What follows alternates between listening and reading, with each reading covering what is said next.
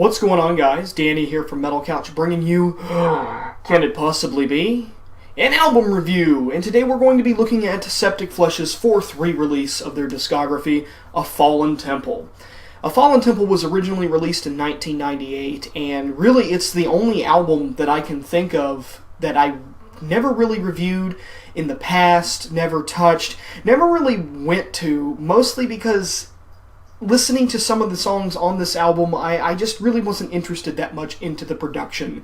And I felt that the re-release would be the perfect opportunity to go back, actually visit the material, listen to what it has to offer, and here we are now with a re-release of it.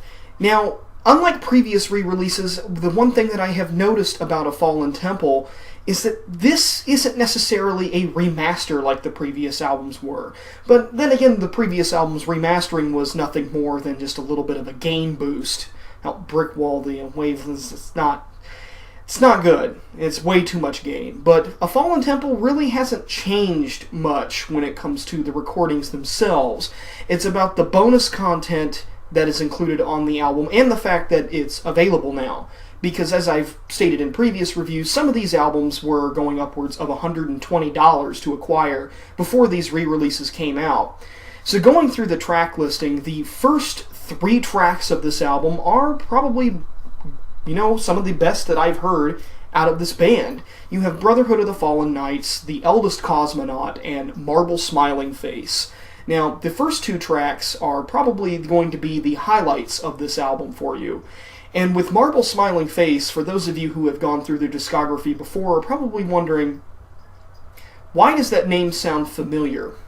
And you go back and you look through the track listing and you see Temple of the Lost Race, Setting of the Two Suns, Erebus, and then you begin to realize that they took their Temple of the Lost Race EP, upped the production value, re-recorded the songs, and put them on A Fallen Temple. Now normally I don't like it when bands go back and basically remake their old material and put it on a brand new release.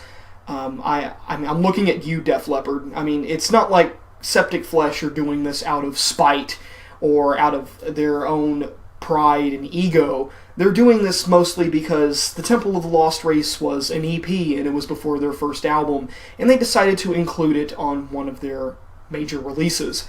However, I do find that this takes away from the album with the fact that, like the Ophidian Wheel, A Fallen Temple suffers from the same problem.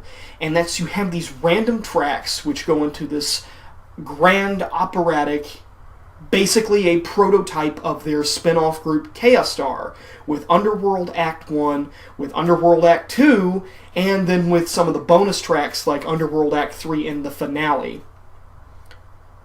I do not like this. As I mentioned in the Ophidian Wheel, it takes away from the pacing of the album. It ruins the mood. It's included on a metal album, which, I don't really have that big of a problem with symphonic elements in a metal album, but this is distracting and completely ruins the pacing, and frankly, it makes me think of this. When the album is really, really good, it's really good. When it's bad, it's really, really bad. And the Underworld tracks and the finale are what take away from this album, and that, to me, only drops the final score. But after Underworld Act 1, you have Temple of the Lost Race, The Crypt, Setting of the Two Suns, Erebus, all the way up to Underworld Act 2. Temple of the Lost Race, I've always enjoyed that track on the EP. It's gone through probably the biggest change from their previous material. This almost sounds like a completely different song. It's a little bit more like what you would find in modern Septic Flesh.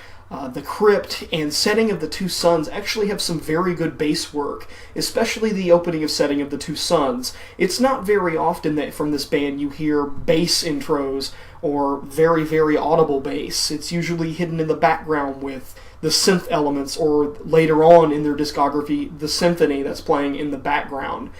With Erebus, however, it's damn near identical from the Lost Race EP. And then you get Underworld Act 2, which I'm not even going to go back and visit that. And then to close out the album, before we get to the bonus tracks, we have a really, really, really bad industrial version of The Eldest Cosmonaut. Now, if you look at this track listing, you're going to notice something. Speaking of The Eldest Cosmonaut. The Eldest Cosmonaut is track 2, track 10, and track 14. There are 3 versions of the same song on this album. You have the regular, you have the shitty industrial version, and then you have a single version which chops off 2 minutes of the original. That's bad. That's really, really bad filler. As far as bonus tracks are concerned, you have a Paradise Lost cover of The Last Time, you have Underworld Act 3, the finale, and then you have that Eldest Cosmonaut single. I'm really disappointed with the bonus tracks that were on this album. Where were the bonus tracks that like what we found on Esceptron or on Mystic Places of Dawn? You know, live tracks. That's what I want to hear. You know how hard it is to find decent quality live tracks of this group? It's damn near impossible. That's what I want to find. They have to have them stashed somewhere. I mean, what band doesn't have recordings of their live performances? Granted, if you never released a DVD or a live CD or anything like that, you probably still have some recordings stashed somewhere just for the hell of it.